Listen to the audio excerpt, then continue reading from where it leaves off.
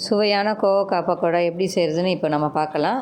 இது வந்து சின்ன குழந்தைங்களுக்கு, கோவக்காய் சாப்பிட பிடிக்காத பிள்ளைங்களுக்கு கூட ரொம்ப விருப்பமாக சாப்பிடுவாங்க. இது நம்ம எப்படி செய்கிறதுன்னு பார்க்கலாம் இப்போது. வெல்கம் டு மனமும் நலமும். இன்றைக்கி நம்ம கோவக்காயில் எப்படி பக்கோடா செய்கிறது. இப்போ காலிஃப்ளவர் பக்கோடா செய்வோம் நம்ம.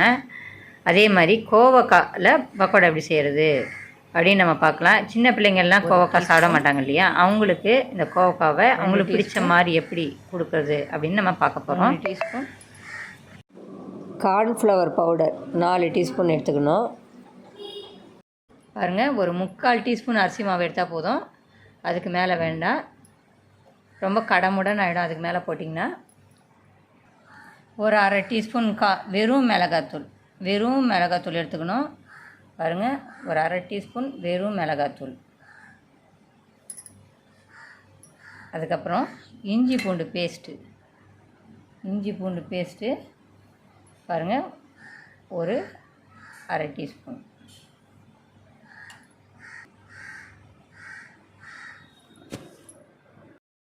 இப்போ நான் வந்து கார்ன்ஃப்ளவர் மாவு, அரிசி மாவு எல்லாத்தையும் நல்லா கலந்துட்டேன்.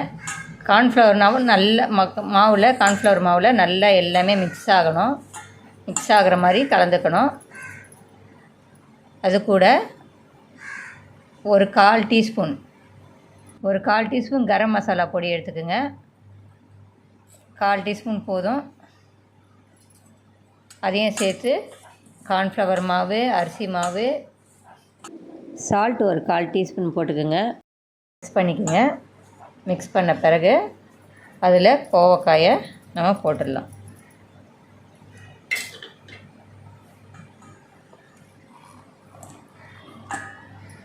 கோவக்காயை போட்டு நல்லா மிக்ஸ் பண்ணி விடணும். மிக்ஸ் பண்ணி விட்டு ஒரு 10 நிமிஷம் அப்படியே வச்சிடலாம். நம்ம இதை நல்லா மிக்ஸ் பண்ணிக்கோங்க. நல்லா அந்த படி ஒட்டாத மாதிரி தான் இருக்கும். ஒரு 10 நிமிஷம் நீங்கள் அப்படியே வச்சிட்டிங்கன்னா கோவக்காயில் இருக்க எண்ணெய் ஈரப்பதம் வந்து அதில் நல்லா அப்சர்வ் ஆகிடும். அதனால் ஒரு 10 நிமிஷம் அப்படியே மூடி வச்சிடலாம். நம்ம கலந்து வச்சது எப்படி தண்ணி விட்டுருக்க பாருங்கள், நல்லா தண்ணி விட்டுருக்கு.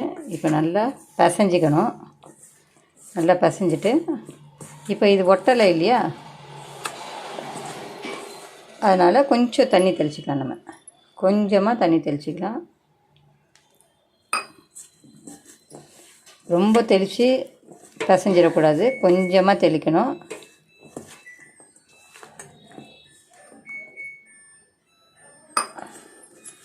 அவ்வளோதான், போதும். பாருங்கள், இது இப்போ ஒட்டாமல் அப்படியே இருக்கு இல்லையா, அப்படியே எடுத்து போட வேண்டியதான்.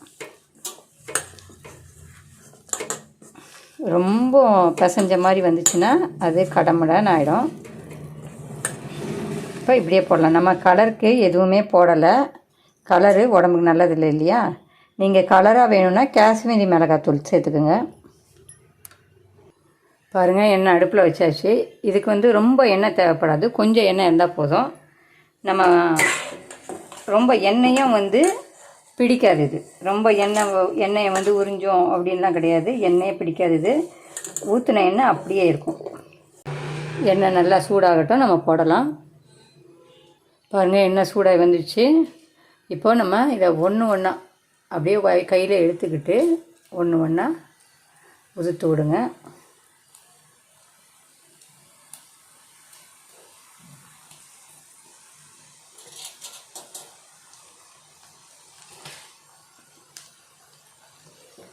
ஸ்லோ பண்ணி வச்சுக்கோங்க, ரொம்ப தீஞ்சு போயிடும்.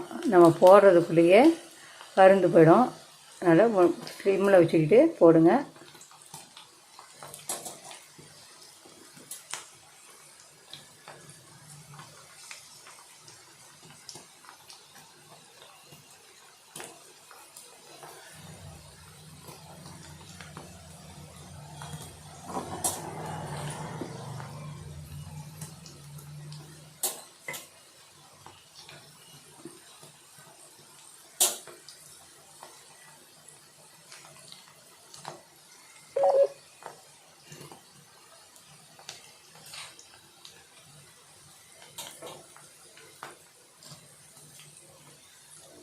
அவ்வளோதான், போதும்.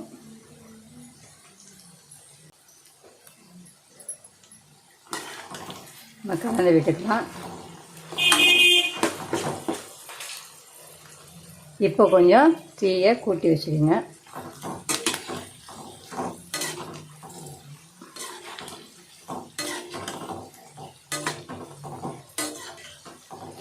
பாருங்கள், தனித்தனியாக அழகாக வந்துடுச்சு பாருங்கள்.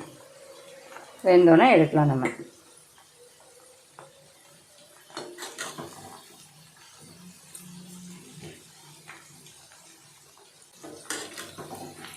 நல்லா திருப்பி விடணும். அப்படியே விட்டுட்டோம்னா ஒரு பக்கம் தீஞ்சிடும். அதனால் கொஞ்சம் திருப்பி விட்டு பண்ணணும்னா ஒரு பக்கமே வைக்காமல் எல்லா பக்கமும் வேகும். உங்களுக்கு காரம் தேவையான அளவு போட்டுக்குங்க.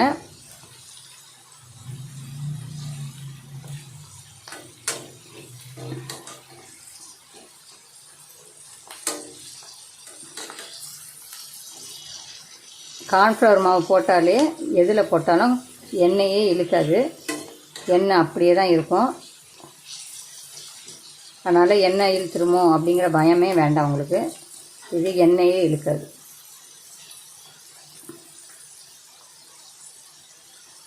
பாருங்கள், முக்கால்வாசி வெந்துடுச்சு நல்லா.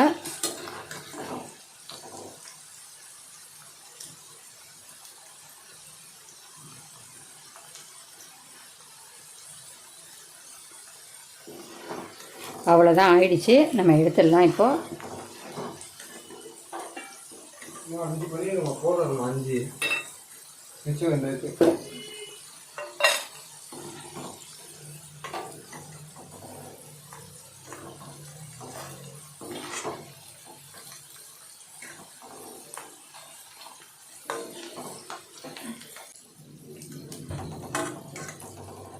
சின்ன குழந்தைங்களுக்கு ஈவினிங்கில் செஞ்சு கொடுத்தா கூட டக்குன்னு சாப்பிட்ருவாங்க பிள்ளைங்க.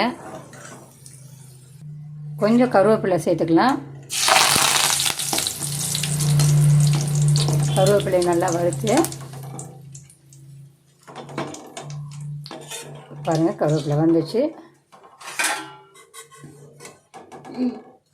இதில் நம்ம சுவையான கோவக்காய் பக்கோடா ரெடி ஆயிடுச்சு. இதை நீங்கள் வீட்டில் செஞ்சு சாப்பிட்டு பாருங்கள். ரொம்ப நல்லாயிருக்கும், ரொம்ப டேஸ்ட்டாகவும் இருக்கும். பசங்களுக்கு ரொம்ப பிடிக்கும்.